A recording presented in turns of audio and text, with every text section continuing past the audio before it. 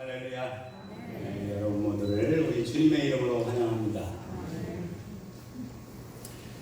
옛날에 매우 가난한 집에서 태어난 소녀가 있었습니다. 이 소녀의 부모가 어릴 때 돌아가셔서 이 소녀는 외할아버지, 외할머니 댁에서 성장을 했답니다. 그런데 외할아버지, 외할머니가 참 믿음이 좋으셔서 이 소녀를 교회에서 운영하는 학교에 다니게 하고 그곳에서 교육받고 성장하게 했답니다. 그래서 이 소녀는 늘 성경을 배우고 또 하나님 말씀을 암송하면서 성장하게 되었는데, 이 소녀가 나중에 성인이 되고 난 다음에 결혼을 해서 아이를 낳았습니다. 그리고 그 아이에게 자기가 받은 것처럼 신앙교육을 잘 시켰다는 거예요. 굉장히 중요한 이야기라고 생각을 합니다. 이 아이가 성장해서 미국의 육군사관학교에 들어가게 되는데, 거기 들어간 이유는 돈이 없어서 전액 장학금을 지급을 하니까 그 학교에 들어가게 되었는데, 이 사람이 누군가 하면 바로 아이젠하워, 유명한 아이젠하워라는 인물입니다. 이분이 소위로 임관을 해서도 늘 성경을 가까이 했다는 거예요. 어린 시절부터 쌓여온 그 영적 훈련의 흔적이 그의 전 삶을 주관하게 되었다. 이것을 우리가 깨닫게 됩니다.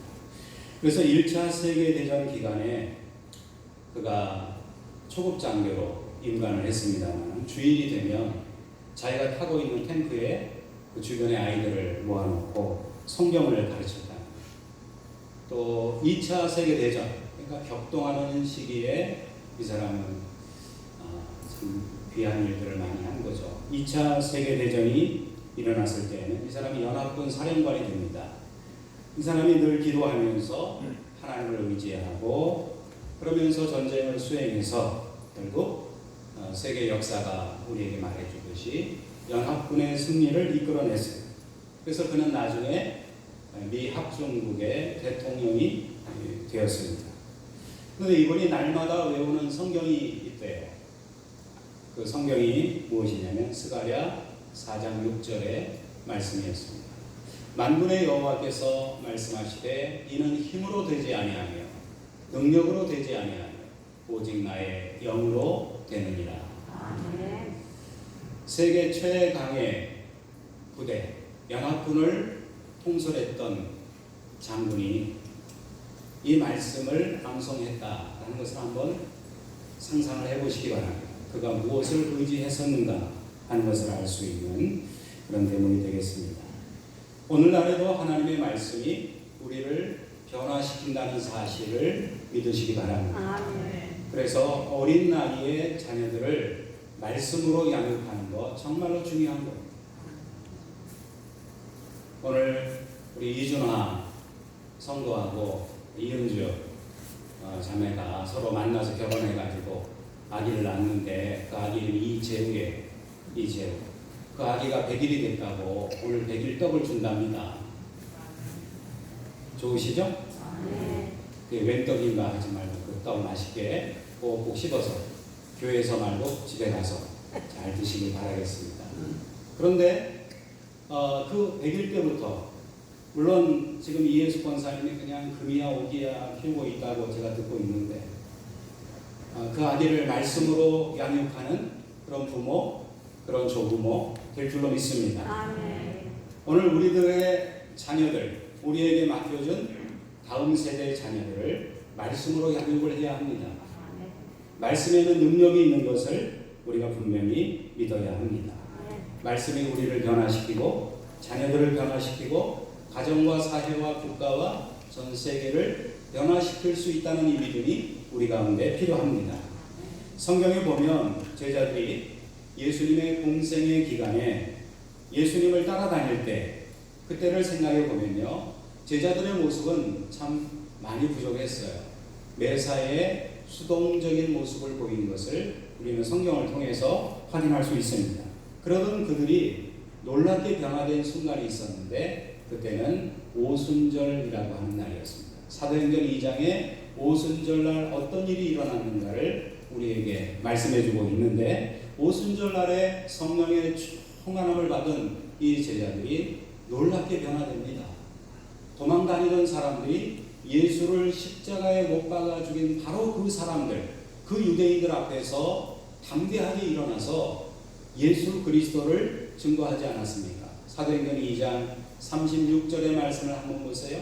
너희가 십자가에 못 박은 이 예수를 하나님이 주와 그리스도가 되게 하셨느니라. 아멘. 담대하게 예수 그리스도를 주 되심으로, 그리스도 되심으로, 메시아 되심으로 우리의 구세주가 되신다는 이 사실을 증거하게 될 때, 그 성령 충만한 설교를 들은 사람들이 하루에 3,000명이나 회개하고 예수 그리스도의 이름으로 세례를 받고 하나님의 자녀가 되었더라.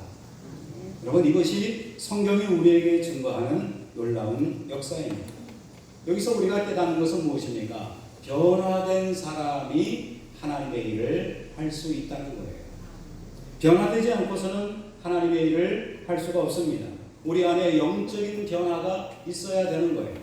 그러기 위해서 하루아침에 되는 것이 아니라 날마다 주님의 말씀을 읽고 듣고 묵상하며 내 삶에 적용하는 영적인 훈련이 우리 가운데 있어야 할 것입니다. 오늘 본문의 고린도 교회, 우리는 지난주에도 이 이야기를 나눴었습니다. 고린도 교회는 큰 문제가 있었어요. 그들의 변화를 가로막는, 그리스도인으로서 그리스도인됨을 실천하는 데 있어서 그 변화를 막는 큰 문제가 있었습니다. 그것은 바로 자기 자랑이요 명예욕이라고 하는 것이었어요. 자기의 스승을 두고 자기 욕망을 채우는 것을 종교로 오해했던 것입니다.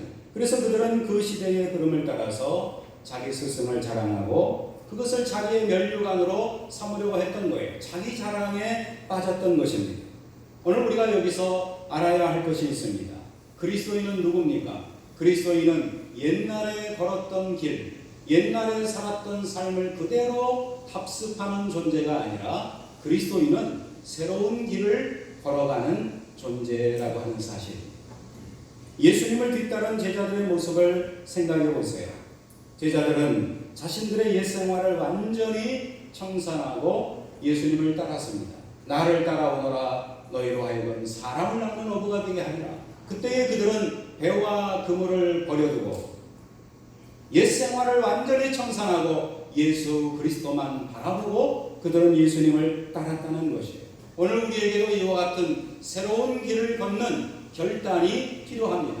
날마다의 삶 속에서 아무리 세상의 풍파가 우리를 덮친다 할지라도 나는 주님을 따라가는 자, 새로운 길을 걷는 자라고 하는 이 정체성을 잃어버려서는 안 될 것입니다. 그리스도 안에서 새로운 삶의 출발, 하나님 자녀로서의 삶을 살고 있다는 것을 우리는 언제나 잊어서는 안 될 것입니다. 왜 우리는 새로운 길을 걷고 있나요? 어떻게 우리는 새로운 길을 걸을 수가 있습니까? 요한복음 1장 13절에 분명하게 말씀을 합니다. 이는 혈통으로나 육정으로나 사람의 뜻으로 나지 아니하고 오직 하나님께로부터 난 자들이니라. 아멘. 우리가 하나님께로부터 났기 때문에 어떤 인간의 혈육이나 인간의 육정에 의해서 난 사람이 아니라 하나님께로부터 난 사람들이기 때문에 우리는 새로운 길을 걸어가야 마땅한 것입니다. 하나님께서 나를 알아주셨고 그래서 우리는 하나님의 자녀입니다. 하나님이 우리의 아버지가 되는 것을 믿으시길 바랍니다. 우리가 예수 그리스도를 구세주로 믿고 주님으로 영접하게 될 때에 오늘 우리에게는 자녀의 삶이 시작되고 새로운 길을 걷게 된다라고 하는 것이에요. 그래서 요한복음 1장 12절은 말씀을 합니다. 영접하는 자, 곧 그 이름을 믿는 자들에게는 하나님의 자녀가 되는 권세를 주셨으니. 아멘. 할렐루야. 아멘. 우리가 하나님의 자녀가 되는 것을 믿으시기 바랍니다. 아멘. 예수님께서 하나님의 나라를 선포하셨을 때 그때 제자들은 자기들이 가지고 있었던 모든 삶의 옛 습관들을 다 뒤로하고 멀리하고 새로운 길로 걸어갈 것을 작정하고 오직 예수님만 바라보고 나아갔던 것이에요. 믿음의 주요 온전케 하시는 이 예수님만 바라보고 나아가는 그리스도인, 그들에게는 새로운 길이 펼쳐져 있다라고 하는 것입니다. 옛적에 우리 믿음의 조상인 아브라함이 하나님의 약속을 믿고 해야 했던 일이 무엇입니까? 그의 본토, 친척, 아비집을 떠나는 결단이 그에게 요구되었던 것입니다. 옛사람의 삶을 청산하고 새로운 길로 그는 들어서서 하나님이 약속하신 땅, 가나안 땅을 향하여 새로운 길을 개척하며 걸어가는 그 믿음의 결단이 그에게 있었기 때문에 우리는 그를 우리 믿음의 조상이라고 부르고 있는 것입니다. 또한 이스라엘의 위대한 영도자인 모세의 삶은 어떠했습니까? 그가 가나안 복지에 대한 하나님의 비전을 받았을 때 그는 그대로 있지 않았습니다. 가나안에 들어가기 위해서 애굽 땅에서 탈출하기 위해서 얼마나 많은 노력을 그는 기울였으며 그리고 광야의 40년의 여정 동안에 이스라엘 민족이 각기 제 갈 길로 가는 그러한 험한 상황 속에서도 꿈을 잃지 아니하고 이스라엘 백성들을 이끌고 약속의 땅에 당도할 수 있도록 이끌어가지 않았습니다. 고린도후서 4장 16절의 말씀을 보세요. 그러므로 우리가 낙심하지 아니하노니 우리의 겉사람은 낡아지나 우리의 속사람은 날로 새로워지도다. 아멘. 우리의 겉사람은 날로 늙어가고 날로 연약해집니다. 그러나 여러분, 우리의 소망이 무엇입니까? 우리의 속사람은 날로 새로워진다라고 하는 이 소망이 우리에게 있다는 것입니다. 그러므로 오늘 저는 여러분들에게 권면합니다. 주님의 이름으로 우리가 이 시대의 어려움을 극복하고 일어설 수 있기를 간절히 소원합니다. 새로운 길, 주님이 주신 이 길을 포기하지 아니하고 주님만 바라보고 주님만 의지하고 나아가기를 결단할 수 있기를 간절히 바랍니다. 고린도 교인들은 예수 그리스도의 복음을 까마득하게 잊어버리고 인간의 전통을 앞세우기 시작했던 것입니다. 그렇기 때문에 그들에게 변화라고 하는 것은 참으로 어려운 일이었습니다. 인간의 전통, 인간의 자랑에 얽매이는 순간 우리는 그리스도의 복음을 바라볼 수가 없고 그것이 까마득하게 잊혀질 수밖에 없다는 것입니다. 신약 성경에 보면 예수께서 계속적으로 부딪힌 인물들이 나옵니다. 그들은 바로 바리새인들이었어요. 그들은 인간의 전통에 집착하는 사람들이었습니다. 매우 경건한 사람들이었고 율법의 전통을 지키는 사람들이었습니다. 그러나 그들은 조문에만 신경 쓴 나머지 그 법의 정신을 망각하고 왜곡해서 하나님의 뜻에서 벗어나고 있다는 사실을 그들은 알지 못했던 것입니다. 바리새인들은 경건한 전통을 자랑하고 있었습니다마는 그러나 복음의 정신을 이해하지 못하고 하나님께서 이 땅에 오신 것을 그들은 분별하지 못하고 오히려 하나님께서 허락하신 복음을 훼손하고 복음을 핍박하는 데 앞장섰던 것입니다. 예수님의 제자들이 어느 날 손을 닦지 않고 떡을 먹는 일이 있었습니다. 그때 바리새인들이 비난을 합니다. 마태복음 15장 2절에 보시면 당신의 제자들이 어찌하여 장로들의 전통을 범하나이다. 떡 먹을 때에 손을 씻지 아니하나이다 라고 예수님과 예수님의 제자들을 비난한 일이 있었습니다. 그런 비난에 대해서 예수께서 뭐라고 답하셨나요? 마태복음 15장 11절에 보면 예수님이 말씀하십니다. 입으로 들어가는 것이 사람을 더럽게 하는 것이 아니라 입에서 나오는 그것이 사람을 더럽게 하는 것이니라. 여러분, 이 말은 무슨 말입니까? 우리가 입속으로 들어가는 것이 더럽다라고 생각하고 있습니다만 사실은 우리의 속에 있는 부정한 마음에서 나오는 것이 그 사람의 인격을 더럽히는 것이라고 우리 주님이 말씀하신 거예요. 어떤 외적인 형식, 조문의 얽매임, 전통의 얽매임 그런 것보다도 마음 속에 있는 그 중심을 지키는 것이 훨씬 더 중요하다는 것을 말씀하고 있는 것입니다. 그래서 마태복음 15장 8절에 우리 주님이 말씀하셨어요. 이 백성이 입술로는 나를 공경하되 조문은 잘 지키고 전통은 잘 지킨다고 하지만 외적인 형식은 그럴듯하게 지키고 있지만 그러나 실상이 뭐예요? 마음은 내게서 멀도다 라고 우리 주님이 지적을 하신 것입니다. 우리가 예수님을 믿는다라고 하는 것은 무슨 말일까요? 어떤 지식을 새롭게 채워 넣는다 라고 말할 수도 있겠습니다만, 그러나 예수님을 믿는다라고 하는 궁극적인 지향점이 무엇입니까? 예수님을 따른다라고 하는 것입니다. 우리의 삶이 예수님을 따르는 것이에요. 그렇기 때문에 예수님을 믿는다라고 하는 것은 새로운 길에 우리가 들어섰다라고 하는 것을 의미하는 것입니다. 그래서 이것을 고린도후서 5장 17절에서는 말씀을 합니다. 그런즉 누구든지 그리스도 안에 있으면 무엇이라? 새로운 피조물이라. 이전 것은 지나갔으니 보라 새 것이 되었도다. 오늘 우리는 새 것이 된 줄로 믿으시기 바랍니다. 새로운 피조물로서 우리는 주님께서 우리에게 허락하신 새로운 길을 따라 걸어가야 할 것입니다. 그러기 위해서 우리는 어떻게 해야 될까요? 성령으로 변화되어야 할 줄로 믿습니다. 여러분, 교회를 한번 생각해 보세요. 교회는 어떻게 생겨나게 되었습니까? 교회의 기원이 무엇입니까? 교회는 성령의 역사로 시작된 줄로 믿습니다. 오순절 날에 남녀노소가 함께 모여 있었습니다. 연령도 다르고 그들의 경험도 다르고 그들의 배경도 다 다른 사람들이 한자리에 모여서 하나님을 향하여 전심을 다하여 전력을 다하여 기도할 때에 성령이 각 사람의 머리 위에 임하였다라고 사도행전 2장은 우리에게 증거하고 있습니다. 각 사람의 가치관이 다르고 각 사람의 생각이 다르고 이해가 다르고 각 사람의 문화적인 배경, 전통이 다른 그러한 상황 속에서 이 사람들이 모였었는데, 그 모든 사람들에게 한 성령, 하나님의 성령이 임하게 되니까 그 성령의 역사 가운데서 다양한 모든 배경을 가진 사람들이 하나가 되었더라. 할렐루야. 그리하여서 예수 그리스도 안에서 하나가 된 사람들이 세운 것이 바로 교회였다고 하는 것입니다. 오늘날 우리를 하나 되게 하는 하나님의 역사가 무엇입니까? 그것은 바로 성령의 역사인 것을 우리는 분명히 믿어야 할 것입니다. 성령의 역사하심으로써 우리는 하나가 될 수 있어요.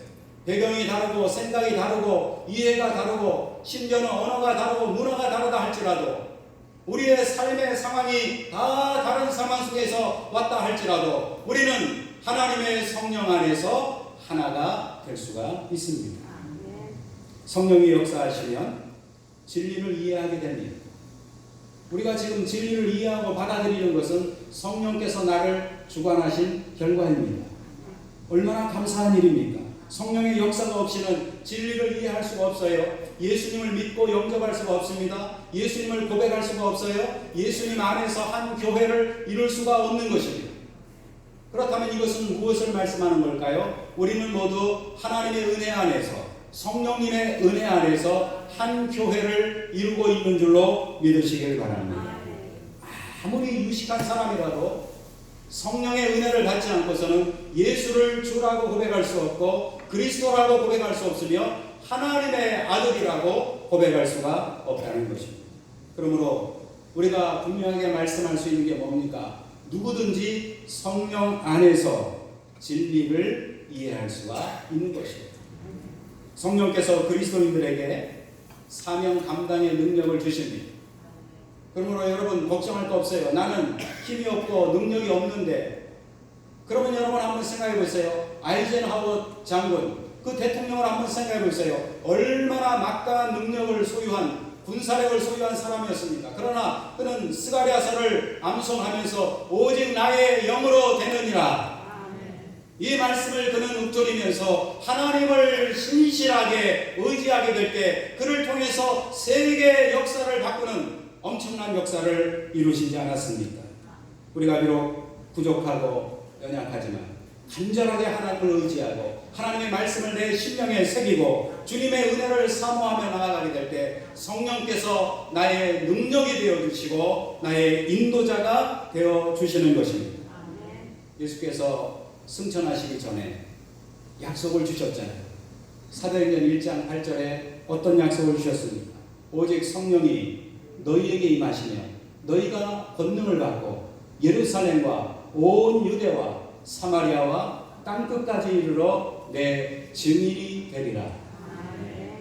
할렐루야. 성령과 우리와의 관계, 성령과 증인과의 관계, 성령과 그리스도인과의 관계를 분명하게 예수께서 설정해 주시고 가르쳐 주신 거예요. 성령의 은혜를 사모해야 할 이유가 바로 여기에 있는 것입니다. 오순절날에 과연 예수께서 약속하신 대로 성령의 역사가 각 사람의 머리 위에 임하여 있더니 그 결과, 그 열매가 어떻게 일어났습니까? 이 사람들이 도망다니는 자가 아니라 이제는 예수를 증거하는 자로서 분연히 일어나서 주를 증거하게 되었다는 것입니다. 무슨 말입니까? 성령의 역사가 없이는 주를 증거할 수 없다는 거예요. 여러분이 만난 사람에게 예수는 그리스도이심을 증거하셨습니까? 그렇다면 성령이 여러분들을 주관하신 결과인 것을 깨달으시기 바랍니다. 성령이 역사하심으로 우리와 함께 하심으로 우리는 그리스도를 증거할 수가 있는 것입니다. 그래서 사도 바울은 갈라디아서 5장 16절에 우리에게 말씀을 합니다. 성령을 따라 행하라. 그리하면 육체의 욕심을 이루지 아니하리라. 성령을 따라서 그리스도를 닮아가는 생을 살아가야 한다는 것입니다. 본문 4절에 사도 바울의 고백처럼 오늘 우리는 성령의 나타나심을 사모해야 합니다. 우리의 삶 속에 무엇을 사모해야 될까요? 성령의 나타나심과 성령의 능력을 사모해야 될 것입니다. 우리가 성령을 의지하면 성령께서 우리를 잡아서 우리를 이끌어 가십니다. 성령께서 교회를 이끌어 가시는 거예요. 그러므로 성령으로 우리는 변화된 하나님의 일꾼이 되어야 합니다. 그래서 오늘 저는 세 번째 단락으로서 변화된 일꾼이 될 것을 여러분들에게 권면을 드립니다. 내비게이터 성경 공부를 창시한 도슨 트로트맨에 대해서 언젠가 제가 말씀드린 적이 있었습니다. 이 사람은 한 사람이 한 사람을 도와서 많은 사람을 전도하라는 이야기 한 것이 아닙니다. 한 사람이 한 사람을 도와서 복음을 전하는 사람으로 성장을 시켜야 하는데 제자 훈련을 하라는 거죠. 그러기 위해서는 적어도 6개월이 걸린다는 거예요. 한 사람이 한 사람을 복음을 전할 수 있는 사람으로 변화시키기까지 최소한 6개월의 시간이 걸린다는 것입니다. 이것은 그냥 간단하게 복음만 전하는 것이 아니라 말씀을 가르치고 그리고 복음의 의미를 깨닫게 하는 것입니다. 그래서 여러분, 오늘 우리가 전도자가 되기 위해서는 복음의 의미를 깨닫고 말씀의 의미를 깨닫고 주의 복음이 무엇인가를 분명하게 전할 수 있는 지식도 필요한 것이에요. 그래서 먼저 복음을 전한 사람이 복음을 전함을 받고 양육받은 사람과 함께 동역하기까지, 무슨 말입니까? 그 사람도 다른 사람을 전도해서 제자 훈련을 하기까지 6개월 정도가 걸린다라고 하는 것입니다. 그래서 한 사람을 잘 가르쳐서 제자를 삼으면 그 한 사람도 다른 사람을 전도해서 제자 삼는 사역을 할 수가 있다는 것입니다. 그렇게 되면 처음에 한 사람이 시작을 했는데 1년이면 4명이 되는 4명. 많이 전도하라고 하는 게 아니에요. 한 사람이 6개월 동안 한 사람을 변화시키고 그 사람을 그리스도의 제자로 변화시켜 나가는데 앞장서는 것입니다. 우리 교회에서 등록을 했다고 등록 교인이 되는 것이 아닙니다. 등록을 한 사람이 반드시 해피타임을 거쳐야 돼요. 왜? 복음에 대해서 알아야 되기 때문에. 그리고 성장반을 거쳐야 됩니다. 성장반을 통해서 그 복음을 뒷받침하고 있는 말씀의 배경을 이해해야 비로소 우리 교회의 등록교인으로 받아들이는 거예요. 그렇기 때문에 한 사람을 전도했으니까 그 사람이 복음 안에서 성장할 수 있도록 옆에서 보조해주고 함께 양육하는 일에 우리는 힘써야 될 것을 깨달으시기 바랍니다. 한 사람에게 초점을 맞추어서 전도해야 되는 것입니다. 그렇지 않으면 마치 사상누각같이 어려움이 오고 비바람이 불고 창수가 나면 다 무너질 수밖에 없는 것이에요. 우리가 복음의 터전 위에 굳게 믿음을 세우게 되면 어떠한 비바람이 몰려와도 흔들리지 않을 수가 있는 것입니다. 6개월이 지난 다음에 4명의 제자들은 각각 한 사람씩 일꾼을 얻는 거예요. 그러면 또다시 1년에 이 4명이 8명이 되고 배가 되는 것입니다. 2년 후에는 16명이 되고 놀랍게도 5년 후에는 1024명이 되는 것입니다. 놀라운 역사가 교회 안에서 일어날 수 있는 것입니다. 문제는 무엇입니까? 나 한 사람의 변화가 매우 중요한 것입니다. 내가 그리스도의 제자가 되느냐? 이것이 정말로 중요한 것입니다. 이것을 통해서 교회가 변화될 수 있고 우리 주변이 변화될 수 있다는 사실을 우리는 확신해야 되는 것입니다. 한 사람의 변화로부터 시작이 되는 것입니다.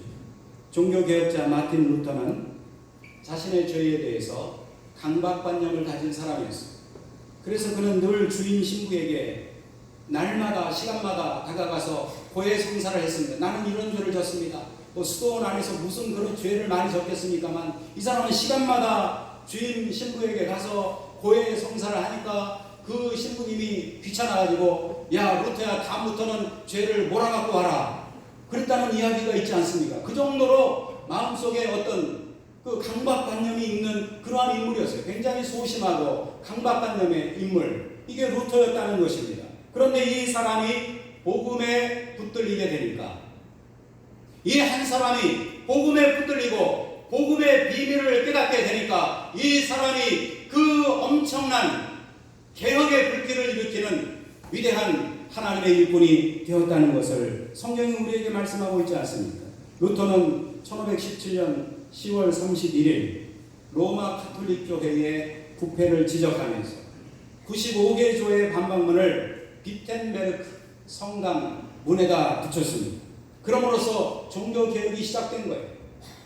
로마의 교황이 그를 소환할 때에도 많은 사람들이 친구들이 그를 만류했지만 그러나 그는 어떤 말을 했습니까? 그 보름스 회의장의 기왓장처럼 마귀가 많더라도 나는 가리라 라고 하면서 그는 엄청난 용기와 함께 그렇게 소심했던 사람이 복음이 주는 용기와 함께 성령의 인도하심과 함께 그 법정에 서지 않았습니다. 오늘날 우리가 새로운 삶을 살기 위해서는 나 한 사람의 변화가 참으로 필요하다는 것을 깨우쳐야 할 것입니다. 요한복음 4장에 보시면 우물가의 여인 이야기가 나옵니다. 아마 수천 번도 더 봤을 거예요. 저도 여러분도 많이 들으셨죠. 우물가의 여인, 사마리아의 여인, 수가성의 여인, 이 여인이 예수님을 만났다는 거 아닙니까? 육신의 갈증을 해소하는 물을 얻기 위해서 그 우물가에 갔다가 예수님을 만난 거예요. 이게 참 놀라운 은혜입니다. 우리가 예수님 만난 게 은혜인 줄 믿으시기 바랍니다. 그래서 예수님과 대화하다 보니까 이 여인에게 믿음이 생겨나게 되는데 육신의 갈증만 해소하는 그 육신의 물을 구하는 것이 아니라 생수이신 예수님을 만난 것을 깨닫고 보라 그리스도가 여기 있다 하면서 그리스도를 증거하는 새 사람이 되고 변화된 사람이 되지 않았습니까? 이것은 우리에게 무엇을 말씀하는 것일까요? 목사가 지금 이렇게 육성으로 전하는 이 말씀이 참으로 아둔한 것 같고 부정한 것 같지만 그러나 복음의 진리를 외치는 말씀을 듣다 보면 그 그리스도의 말씀을 통해서 우리의 심령 속에 믿음의 싹이 터온다는 사실을 우리는 분명히 깨달아야 할 것입니다. 그래서 말씀한 거예요. 믿음은 들음에서 나며 들음은 그리스도의 말씀으로 말미암느니라. 설교를 통해서 주님의 말씀을 들을 때 우리 안에 믿음이 자라고 성장하게 되는 것입니다.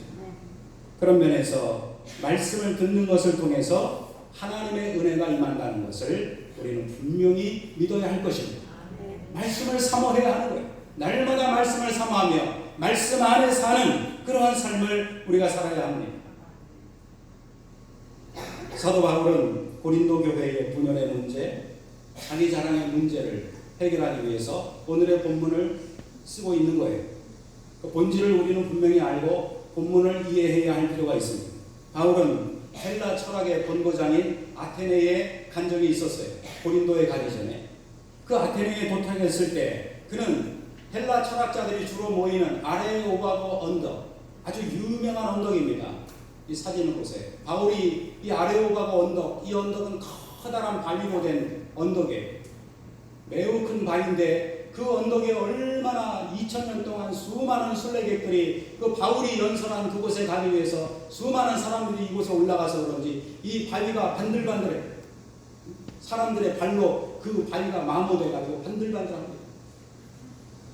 그 아레오바고 언덕 바로 뒤 위편에는 그 유명한 파르테논 신전이 있습니다. 이 파르테논 신전은 BC 5세기에, 그러니까 사도 바울이 그 자리에 서서 복음을 전하는 그 순간에는 이미 500년 전에 그 파르테논 신전이 세워진 거예요. 그러니까 오늘날 우리가 조선시대 경복궁에 가는 것과 같은 그러한 심정으로 아마 사도 바울은 그 철학의 고장인 그 아레오 오바고 언덕에 서서 철학자들과 함께 철학을 논의하고 자기의 지식을 자랑하고 싶은 그러한 그 학문적인 욕망이 그 속에서 활동했었던 것 같습니다. 그래서 철학적 지식을 드러내고 싶은 열망과 함께 그는 그의 온갖 지식을 동원해서 하나님의 말씀을 전하려고 했어요. 변증법적이고 철학적인 방법으로 고린도 교회에서 이야기한 오늘 본문에 이야기하고는 전혀 상반된 방법으로 설교를 했는데 그 결과는 어땠습니까? 신통치 않았다는 거예요. 바울은 그 이후로 심한 내적 고통에 시달리게 됩니다. 아마 우울증에 걸렸던 것 같아요. 말도 안 하고 두려워하며 사람 만나는 거 싫어하고 시임이 떨었다는 것이에요. 그런데 어느 날 밤에 주께서 환상 가운데 바울에게 나타나서 말씀하십니다. 사도행전 18장 9절에 밤에 주께서 환상 가운데 말씀하시되 두려워하지 말며 침묵하지 말고 말하라. 바울의 증상이 어떤 것인가를 여기서 말씀해주고 있잖아요. 두려워하는 마음, 말도 하지 않는 그러한 철저하게 자기 자신이 철벽을 쳐놓고 서 있는 그러한 모습을 가지고 있었던 것입니다. 그러면서 사도행전 18장 10절에 어떤 말씀을 합니까? 내가 너와 함께 있으매 어떤 사람도 너를 대적하여 해롭게 할 자가 없을 것이니 이는 이 성 중에 내 백성이 많음이라 하시더라. 아멘. 일 이후에 사도 바울이 결단한 내용이 오늘 본문의 내용인 것입니다. 무슨 말입니까? 고린도전서 2장 4절로 5절의 말씀을 보세요. 그때의 실패를 거울로 삼아서 그는 말하는 것입니다. 내 말과 내 전도함이 설득력 있는 지혜의 말로 어떤 철학적인 수사학이나 변증법에 의해서 하는 것이 아니라 다만 성령의 나타나심과 능력으로 하여 너희 믿음이 사람의 지혜에 있지 아니하고 다만 하나님의 능력에 있게 하려 하였노라. 아멘. 우리의 전도는 오직 성령의 나타나심과 능력으로 할 수 있다는 것입니다. 아멘. 이것을 믿으시기를 간절히 바랍니다. 아멘. 말씀을 맺겠습니다. 여러분, 교회란 어떤 곳입니까? 예수님을 만나는 곳이고 특별히 예수님을 만나서 변화된 사람들이 모인 공동체를 교회라고 하는 것입니다. 그렇기 때문에 우리는 옛사람을 벗어버리고 새로운 길을 걷는 사람들인 것입니다. 주 예수님의 복음을 전하는 공동체가 교회인 것입니다. 이 본질에서 교회는 벗어나서는 안 됩니다. 정치의 장이 되어서도 안 되는 것이에요. 세상에 의해서 휘둘려서도 안 되는 것입니다. 세상에 풍파가 온다고 흔들리는 것은 그리스도인의 모습이 아닌 것입니다. 성령에 붙들린 자가 되어서 오직 새로운 길, 주님이 우리에게 원하시는 그 길, 사명의 길을 우리는 걸어가야 되는 것입니다. 유례 없는 도전에 직면한 교회를 우리는 지금 경험하고 있는 것이에요. 이때 우리는 주님의 몸된 교회를 지켜야 할 사명이 있습니다. 그래서 저는 여러분들에게 호소하는 것이 이 사명을 감당하기 위해서 우리 주님은 변화된 일꾼을 요구하고 있는 것입니다. 우리의 자녀들에게, 우리의 청년들에게, 오늘 우리들에게 변화된 일꾼이 되라고 요청하고 있으신 것입니다. 이 시대의 흐름에 따라 흔들리지 아니하고 성령의 은혜를 충만히 받고 새로운 길을 걸어가며 주님이 원하시는 성령의 나타나심과 능력만을 의지하는 그리스도인 되시기를 우리 주의 이름으로 축원을 드립니다. 아멘. 기도하겠습니다. 거룩하신 아버지 하나님, 감사를 드립니다. 이 시간에 저희들에게 귀하신 말씀을 주셨습니다. 이 말씀이 생명의 양식이 되게 하시고 능력의 말씀이 되게 하여 주시옵소서. 오직 우리가 복음의 능력을 믿게 하시며 성령의 나타나심과 능력으로 복음을 증거하는 일꾼들이 되게 하여 주시옵소서. 예수 그리스도의 이름으로 기도하옵나이다. 아멘.